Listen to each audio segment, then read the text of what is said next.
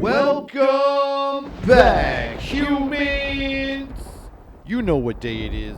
And before I get started, I would appreciate it, humans, if you would smash that like button, hit that subscription, and turn on your notifications, because I am here twice a week. And with that said, my name is Jaime, and let's get on with these events.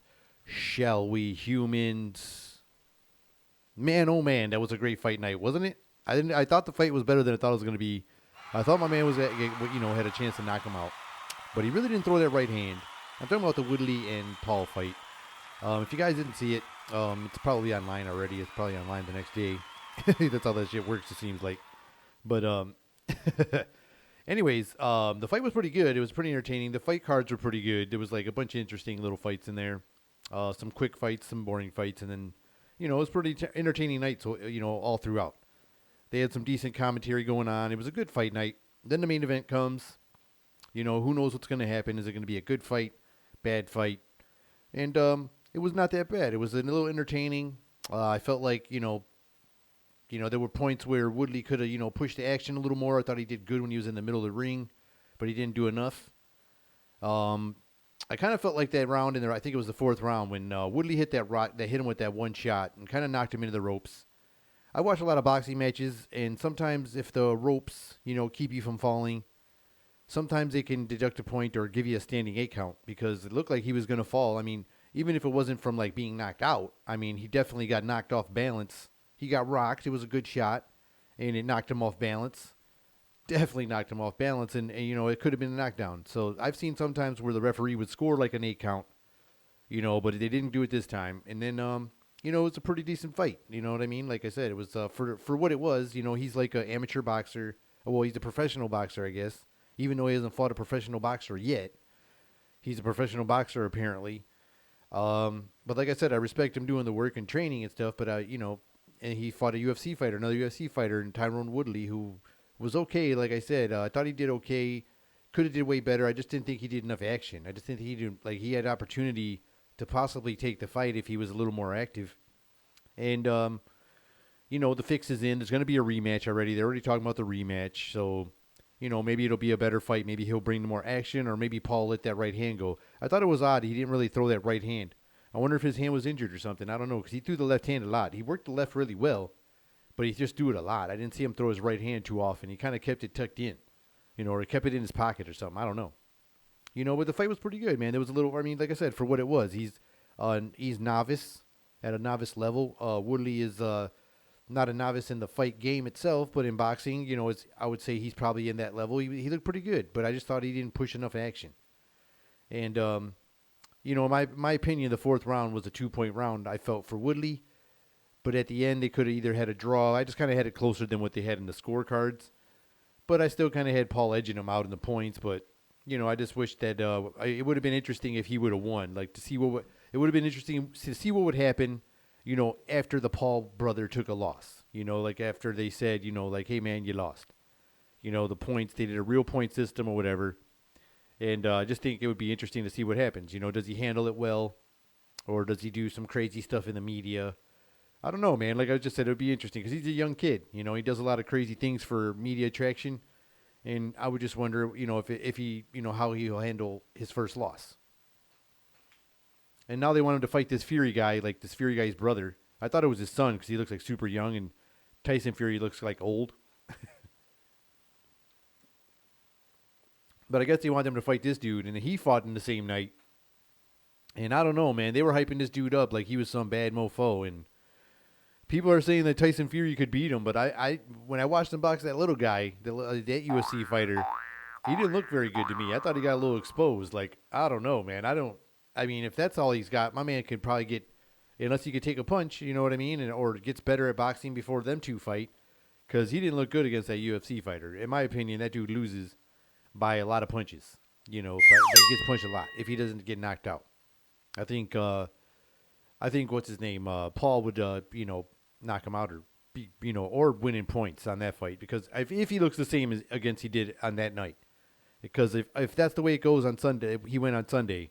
I mean, it'd be probably a exhausting fight because the guy's pretty big, but my man would probably still be, the Paul kid would probably still be victorious in that fight. Because I just thought even the Paul guy was complaining about his legs. He said they felt wobbly and stuff in there. So maybe he had some like fatigue issues and stuff like that. But he's learning.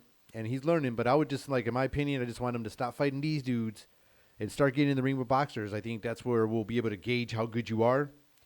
And I'm just interested to see it. I mean, I see you doing all this boxing training and stuff. I don't really see, like, your sparring partners that I see you hitting and punching don't really look like boxers to me. And I watch boxing, and I'm just trying to look. I see sparring partners going in and out of gyms when you watch the other big dogs and big names going out there. And so I'm just interested in how it goes. And a lot of people are saying, is this bad for the sport? Is this, hurting boxing or hurting the fight game? And I don't think it is. I think it's just bringing more of an audience to the fight game. Maybe not necessarily to the big boxing matches just yet. Maybe people are starting to look at them a little bit. But I think this thing is not going away anytime soon as long as people are still watching, because they are entertaining. And you get a big enough name, and the guy maybe has some muscles, looks like he can fight. I mean, people are going to want to watch it, especially if they have a following, either whether they're on social media or entertainment of any sort, whether you're an actor or a musician or whatever, what have you. Another social influencer, gets out there and starts showing the boxing chops. And like I said, I think it's here to stay as long as you get big enough names and, the fights look like they might be interesting and not a big bore fest or a snooze fest. I think people are this is going to be something normal. And like I said, it is pretty entertaining, and right now it's affordable. So if it does get any, popular, then it's going to start costing as much as these other big fights. Like right now, it's like $50.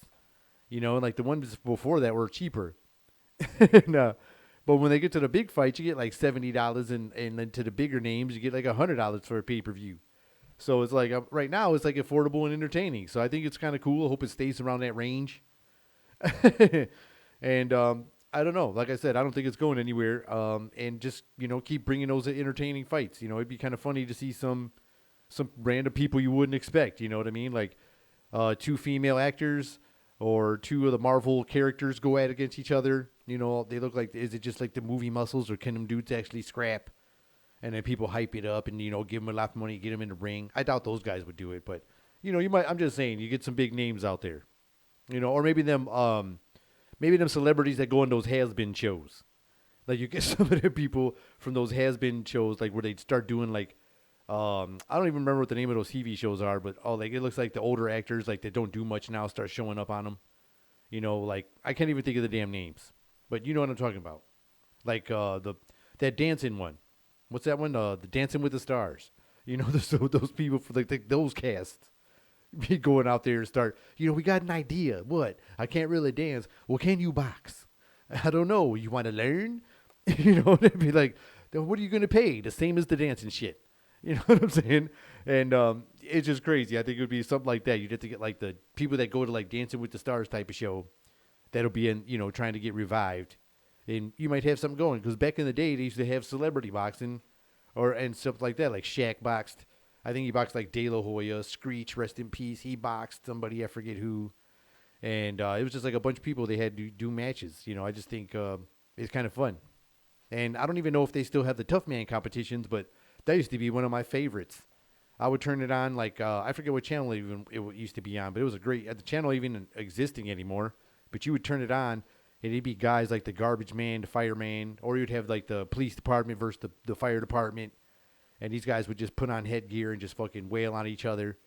And Lawrence Taylor was one of the commentators, and like it was just so awesome. You know what I'm saying? It was like awesome stuff. You'd have like wrestlers come on there, or these guys were like famous Tough Man winners. So these guys would come in with fancy outfits and stuff like that. And that was like the best. I don't know if that's still going on, but if it is, I have to find out where they're showing it, because man, oh man, I miss seeing the Tough Mans. That was like my favorite. And so that's what this kind of reminds me of, except the Tough Man competitions was on free TV. Like when you had cable, it was like on FX or some shit. You know what I'm saying? Well, not FX, whatever. It was like one of those channels back in the day. I can't even remember. But it was like on a free channel. So I'm sure, I don't know now, they're probably, if they do have them, they're probably like pay-per-view now. But that's a bummer, because those was sweet. They need to put those back on TV. It'd bring families back together. It'd be bringing families more closer together. Like, let's watch the Tough Man. It's the mailman, versus the garbage man. And the garbage man's on a four fight win streak tonight. And that was another thing about the tough man. You kept fighting as much as you win. You just keep going till you won.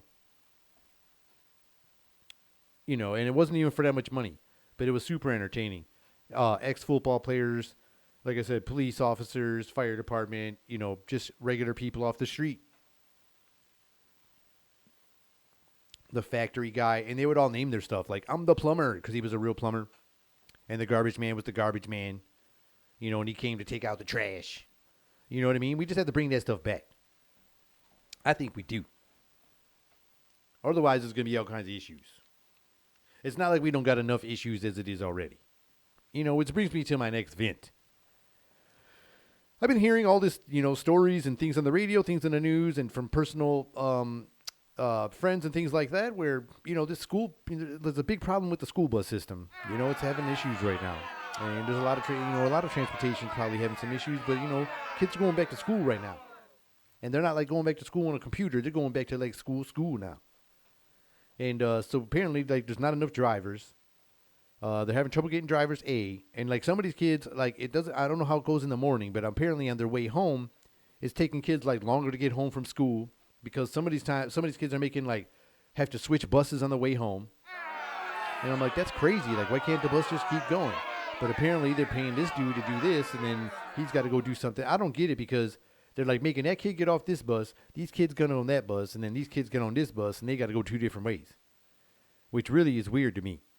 It's a weird way they make this system, and it's taking kids like longer to get home. They're having like layovers at the airport. Like, you got to fucking, you're like one city away, and you got to go from here to Dearborn or something like that. It's like, oh, on the way to Dearborn, you're stopping in here, here, and here.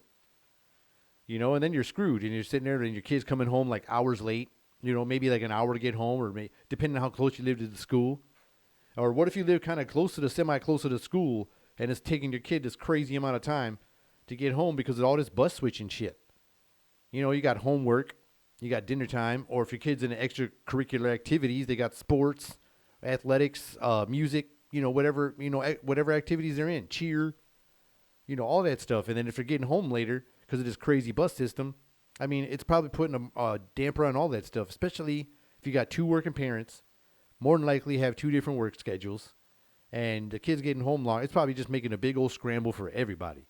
It's making everybody vent. There's just like steam coming out. There's just parents venting everywhere because of all this crazy bus shit. It's like I said, they're losing out on some quality time, possibly messing up, home schedules at home.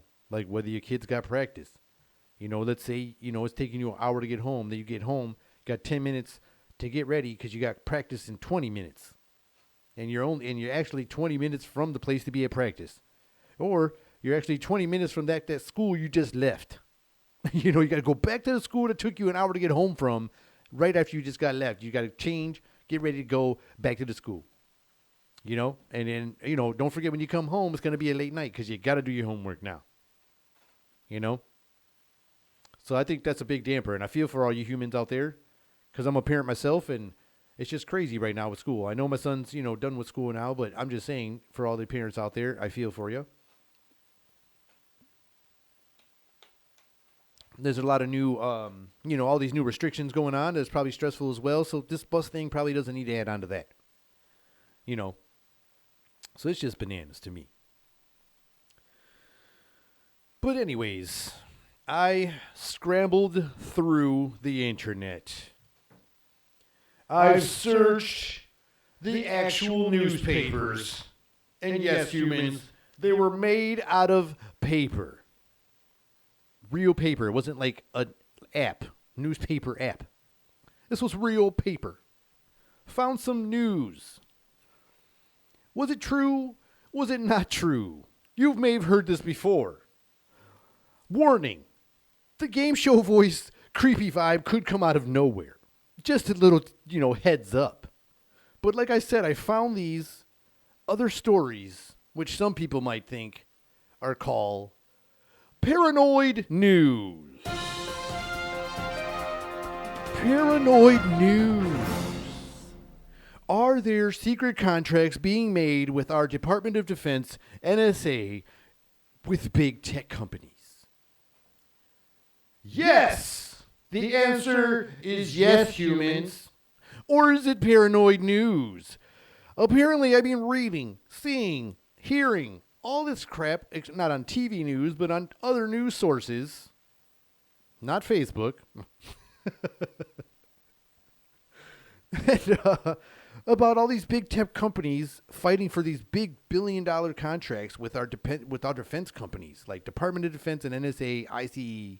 All these crazy, companies are trying to. What are they trying to do? Like, what are these And then I hear this thing called Operation. How does it say it? I got it written down over here. I almost bite it out just now. I was like I almost just because I see, but I can actually see what I'm doing over here. Oh yeah, okay. So Operation Wild and Stormy. So these companies, these big tech companies, are bidding for this contract for this whatever this operation is. And I feel like it's all our personal information and stuff like that. Like, I don't know what's going on. Is it paranoid news? Like I said, are these people just putting these stories out there to mess with you? Or, I don't know. But it's really wild. And the companies are, what do they got here? Microsoft, Oracle, Amazon, and Facebook. All these companies are bidding for this, whatever this Operation Wild and Stormy is. This is kind of strange. You hear these things and you don't know how true they are. You don't know what to believe because you hear all these, this and that from all kinds of different angles. You don't know. You're getting pulled from every direction. And then you find these news sources that were like all in your face the whole time. You're like, I'm just going to read this.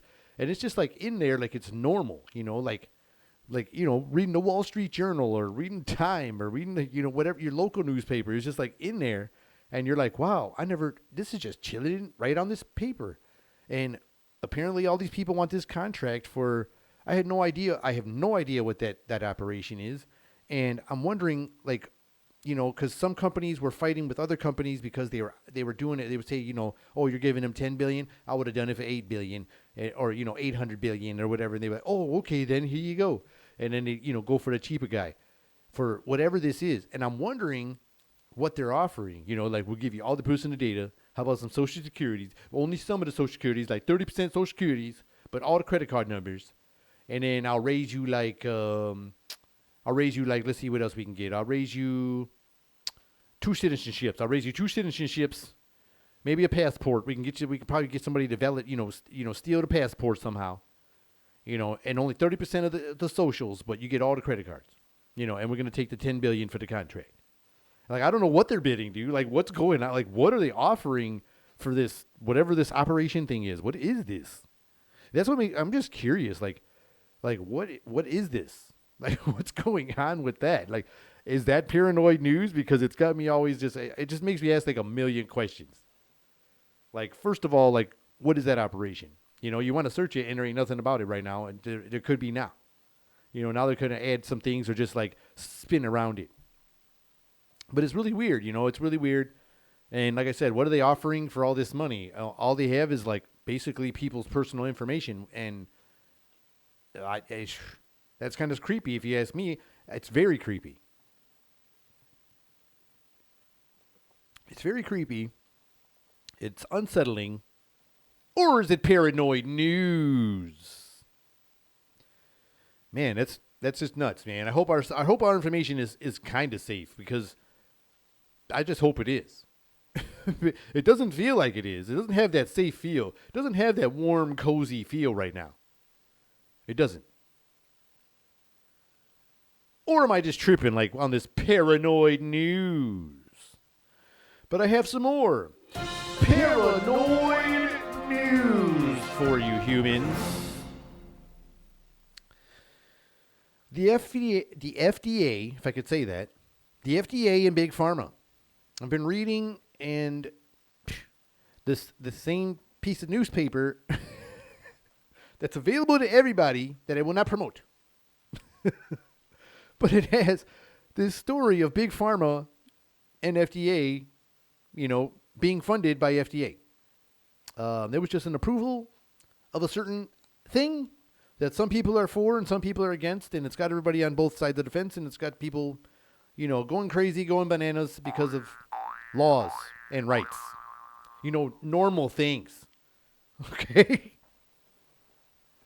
But is this real or is this not real that Big Pharma was funding the FDA? According to this article, whether it was true or not, they say right here, from the little notes I took here, I took some little notes. So I guess it used to be funded by taxpayers. And then in the early 90s, they switched that shit up and started doing like private funding from the companies that they're supposed to be regulating. So they're getting all their money from companies they're supposed to be regulating. So they're apparently, according to this article, 45% is funded by these companies, that the regulated companies. Whether it's the vax companies, whether it's whatever company, whatever farm companies out there that they regulate, these guys are getting 45% funded by those. Then it's getting the other 65%. Wait a minute. That don't make sense. What is it? I think that's a little more than 100%, which is even worse. But I'm going to continue anyways. It's a 65%. Because that's why it's a true or paranoid news. 65% is funded by Big Pharma itself. So what used to be funded by, like I said, by us, and now it's not. It's privately funded. And they say there was like a number of 20% of products that used to be pulled off the shelves or put these warnings on them has now risen to like 26% of things that are just deemed not safe. And some of the deemed not safe are still going on the shelves with these like what they call black box warnings on them. And they're going on the shelves, and some of them are getting taken down, or just some of them are getting just warning labels on them. And just like, but it's they could make all this money and then fucking, and then take them off the shelves after they already made a bunch of money off of them. So it could be like years go by and you're like, oh man, we just realized these long-term effects, every time the microwave goes on, somebody pees themselves. We got to do something about this. We got to start taking them off the shelves now. And they're like, oh, it's okay. We made like 9,400 million quadrillion gazillions. They make numbers like they make money where it's not even like they use like one word for it. Like how you guys say to Bitcoin or something. They're like, I made 90 shitloads. And they're just like, boom, that's like their new money name, and it means like all kinds of trillions. And then okay, now I guess we could take it off the shelf, but we still got 19 more on there. And it went from 20% to 26% of these things out here. But then, like I said, it doesn't matter because they can be on there, people getting sick from them or people whatever, and then they can take them off the shelf. But they already done made buttloads of moolah. They're gonna they need bigger boats because they can't keep all the moolah in there. I'm over here laughing, but it's kind of serious, man. This is like serious, or is it paranoid news? Like I said, is it for real? Or is it paranoid news? This is something that people should be looking into. They say we should maybe turn off a football game or, turn off a whatever and start looking in, researching and reading some newspapers or reading some magazines or, doing your own research and finding your own news sources because our news, I don't know about your news channels, but our news channels are just exactly the same shit all the time. I've said this before, just bad news, sports and weather. But it's never about like what really going on. You're not, promoting my good health and telling you to exercise because it's really good for your body and, take your vitamins and eat healthy and, share the word and spread the word to everybody else and try to share it and, maybe partner up and make a little workout team together, a little workout group and just try to help everybody get your immune system strong and things like that. But you never hear that on the news every day. You never hear about yourself getting healthy. They try to sell you this Peloton bike so the computer can get you healthy. And what's up with this? When is this? I think about it, this Peloton thing, I don't think it's catching on that much. People like going to gyms. I think gyms are way more popular than sitting at home. It's like they just want you to sit home. There's all these weird commercials like trying to get you to sit home. Like, here's your Peloton. You only need me, my little digital guy in the screen. Then I saw this new commercial recently that kind of disturbed me. It was like promoting Facebook groups. And they showed this person like all by himself, sitting at home because you probably can't leave because we're locked down again, or something. They're like pre-telling you like, hey, we're gonna lock you down again, but this time you're really not gonna be able to go nowhere at all. You know what I'm saying? Because this commercial has this dude by himself. I'm gonna try to find a clip.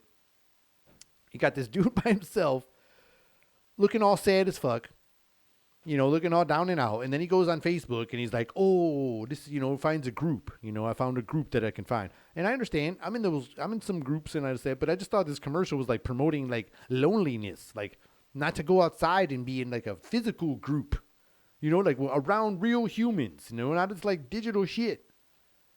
And so it was like the dude on the couch in his boxers all fucking looking up at the sky. Like, and it's like, now you're not alone.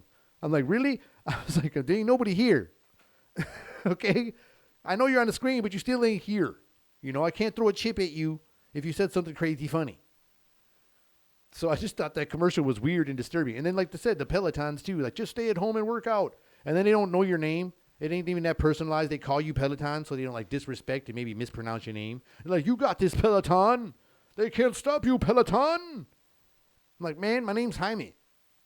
I don't even own that Peloton shit, but I'd get mad. Like, you ain't shit. Or whatever, I would start talking back. I quit.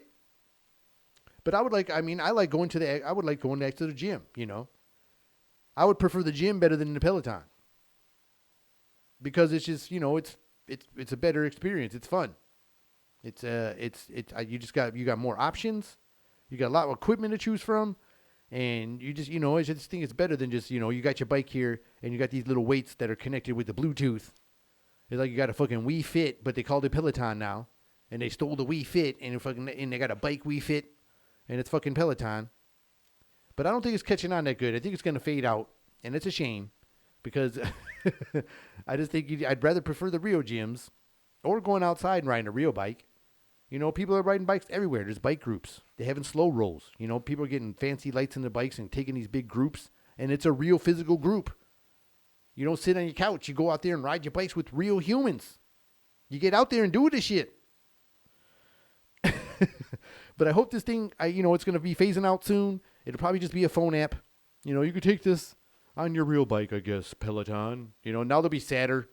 They'll be not being able to train you as good. They'll be like, yeah, you're doing great, Peloton. It was cool when we had the Bluetooth weights. Anyways, I just think it's going to be just a phone app very soon.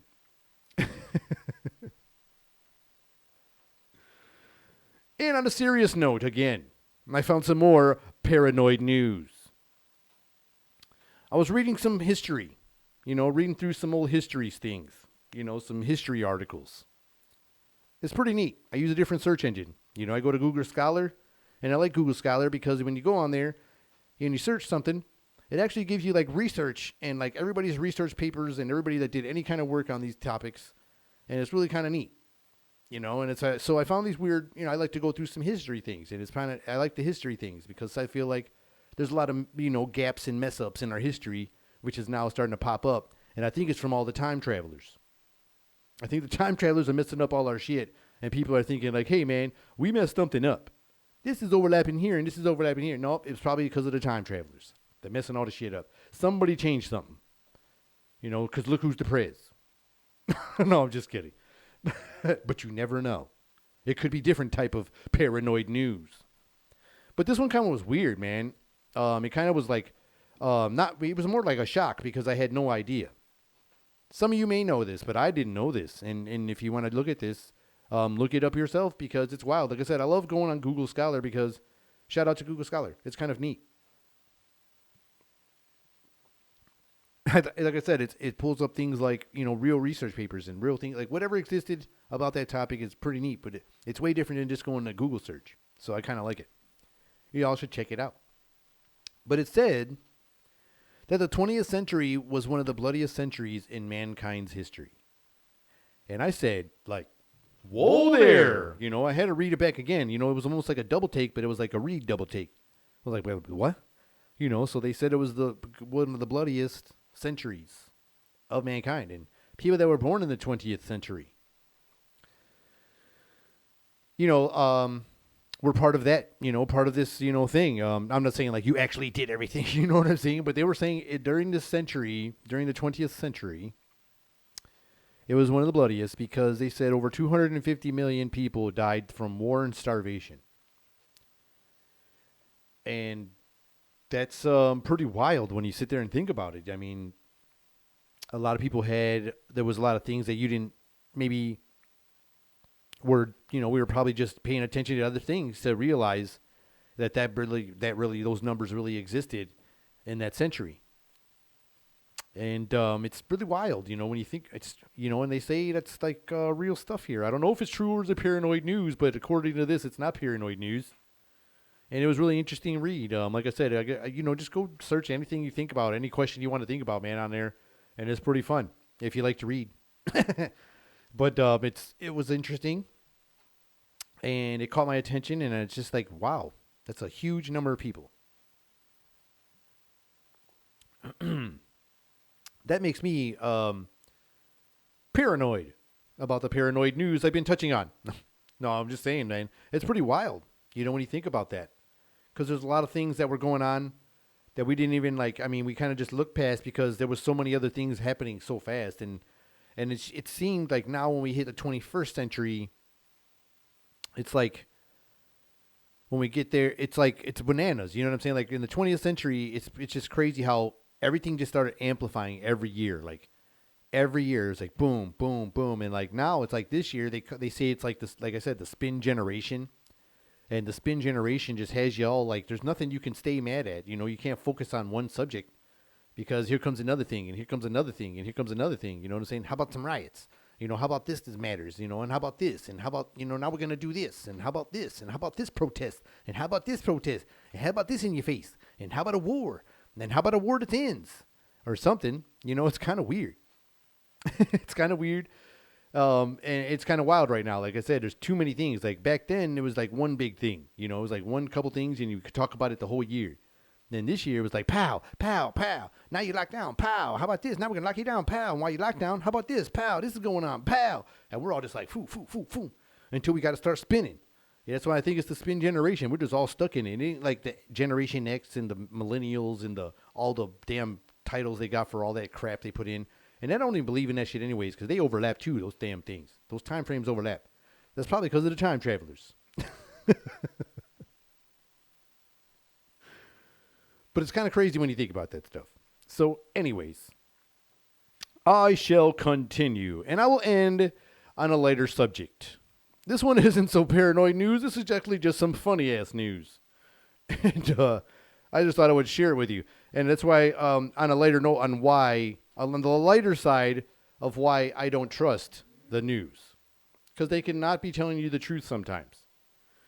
And this is, basically the case here with what I'm going to share you. I got a couple little tiny clips about why I never trust the news because, you got people like this who come around and they come and exaggerate things like a flood. Here in the Northeast, as more rain continues to fall today, NBC's Michelle Kaczynski. She's in a canoe. She's in a canoe.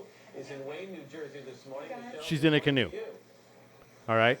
Because it's flooded, right? Obviously, we're getting a nice break from the rain, but man, good thing it's flooded. And then, hey, fellas.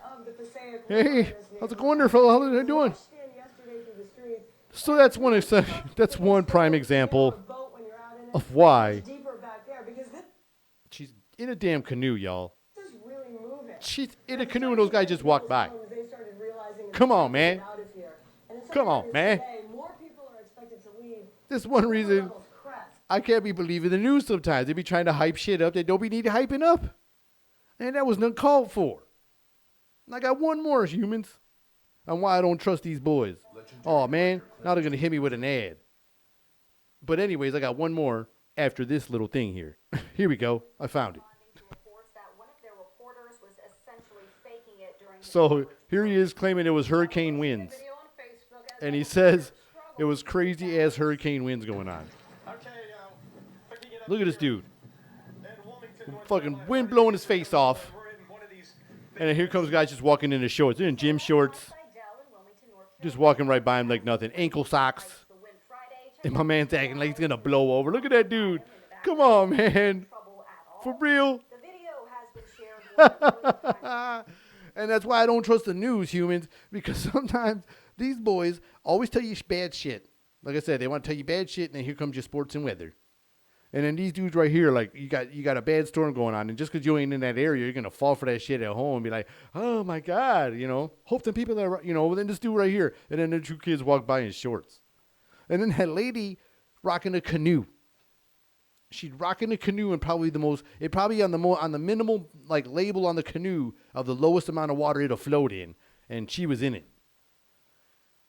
That's messed up, man. And that's why I don't trust them boys and girls and whatever. You know what I mean? Damn, I can't believe I had to say all that. That's why I don't trust the news, man, sometimes, because they be doing stuff like this, exaggerating shit. You got to watch it. Got to pay attention sometimes. And with that said, I hope you guys enjoyed this episode. And if you did, I would appreciate it if you would hit that subscription, smash that like button, and turn on your notifications because I am here twice a week. And my name is Jaime, and this has been another episode of Meant to Vent. Till next time, humans. See ya.